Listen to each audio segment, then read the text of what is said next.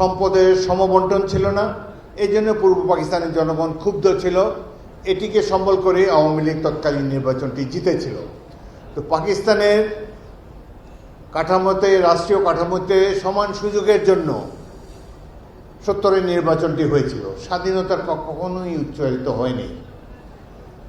এমনকি যখন ক্র্যাকডাউন করলো পাকিস্তান আর্মি 25শে মার্চ নিরীহ বাঙালিদের উপরে, ক্র্যাকডাউনের অব্যবহিত পূর্বে প্রথম প্রধানমন্ত্রী তাজউদ্দিন সাহেব, আওয়ামী লীগের সাধারণ সম্পাদক, তিনি শেখ মুজিবুর রহমানের কাছে গিয়েছেন, গিয়ে বলেছেন যে পাকিস্তানিরা আক্রমণ করতে যাচ্ছে, দেশের মানুষ স্বাধীনতা চায়, এখনো সময় আছে, আপনি স্বাধীনতা ঘোষণা করুন।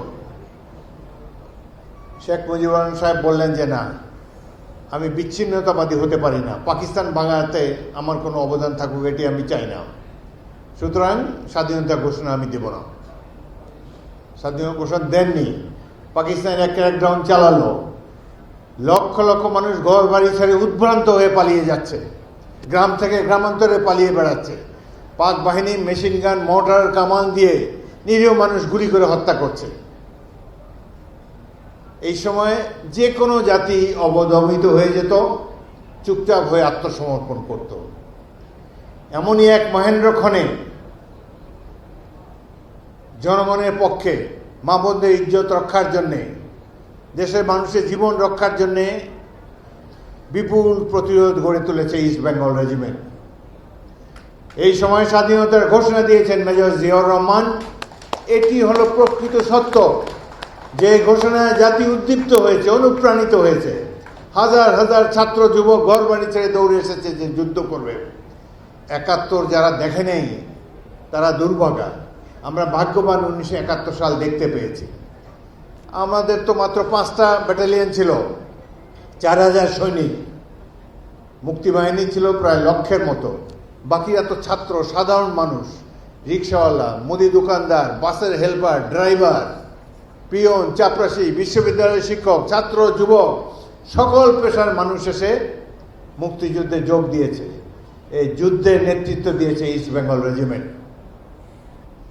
কিন্তু এই কথা ইতিহাসে নাই। স্বাধীনতার অব্যবহিত পরে যে দলটি ক্ষমতায় আসলো, তারা বললো যে 7ই মার্চে একটা ভাষণ শুনেছি, ওই ভাষণেই দেশ স্বাধীন। মাঝখানে যে যুদ্ধ, হাজার হাজার মানুষ জীবন দিল, লক্ষ মানুষ আত্মাহুতি দিল, তার কোনো উল্লেখ নাই স্বাধীনতা যুদ্ধের পরবর্তীকালে ইতিহাসে। আমরা তো চোখের সামনে দেখেছি, এখনো জীবিত আছি, কিভাবে হাসতে হাসতে বাঙালিরা জীবন দিয়েছে স্বাধীনতা অর্জনের জন্য। সেই মহাকাব্য চিরকাল বাংলাদেশের নাগরিকদেরকে গর্বিত করবে। রাজনীতিবিদরা সাধারণত অন্যের কৃতিত্ব হাইজ্যাক করে, কাউকে কৃতিত্ব দিতে চান না নিজেরা এবং নিজের দল নেতাকে ছাড়া। কিন্তু প্রকৃত তথ্য হলো 1971-এর মহান মুক্তিযুদ্ধ ছিল জনতার যুদ্ধ, একটি জাতির যুদ্ধ। পাকিস্তানিরা ভুল করেছিল, একটা আর্মি আরেকটা আর্মির সাথে যুদ্ধ করতে পারে, কিন্তু পাকিস্তানিরা বাঙালি জাতির সাথে যুদ্ধ করতে চেয়েছে, এই কারণেই পরাজিত হয়েছে। জাতির সাথে যুদ্ধ করা কোনো সামরিক বাহিনী কাজ নয়। এই যে ভুল তারা করেছে, যে কারণে তাদের এই পরিণতি হয়েছে, 90,000 এখানে সারেন্ডার করতে হয়েছে। 1971-এ এই যে গৌরবময় অধ্যায়, ইস্ট বেঙ্গল রেজিমেন্টের 5টি ব্যাটালিয়ন, তখন একটি ছিল প্রথম বেঙ্গল যশোরে, দ্বিতীয় ইস্ট বেঙ্গল জয়দেবপুরে, তৃতীয় ইস্ট বেঙ্গল সৈয়দপুরে, চতুর্থ ইস্ট বেঙ্গল কুমিল্লায় এবং অষ্টম ইস্ট বেঙ্গল চট্টগ্রামে। 5টি ক্যান্টনমেন্টে আলাদা আলাদাভাবে কেউ কারোর সাথে যোগাযোগ না রেখে বিদ্রোহ করেছে পাকিস্তানিদের গণহত্যার প্রতিবাদ করে তারা জনগণকে সংগঠিত করেছে। মেজর জিয়াউর রহমান স্বাধীনতার ঘোষণা করেছেন, জনগণকে আহ্বান জানিয়েছেন মুক্তিযুদ্ধে অংশগ্রহণ করার জন্যে। সেই জন্যেই 9 মাস ব্যাপী রক্তাক্ত মুক্তিযুদ্ধ সংগঠিত হতে পেরেছে। এটি কোনো রাজনৈতিক দলের যুদ্ধ নয়, বাঙালিদের অস্তিত্ব টিকিয়ে রাখার যুদ্ধ। এই যুদ্ধে বীরত্বের সাথে যুদ্ধ করেছে বাঙালিরা। সেই জন্য আমি ইস্ট বেঙ্গল রেজিমেন্টের প্রতি কৃতজ্ঞতা জানাই।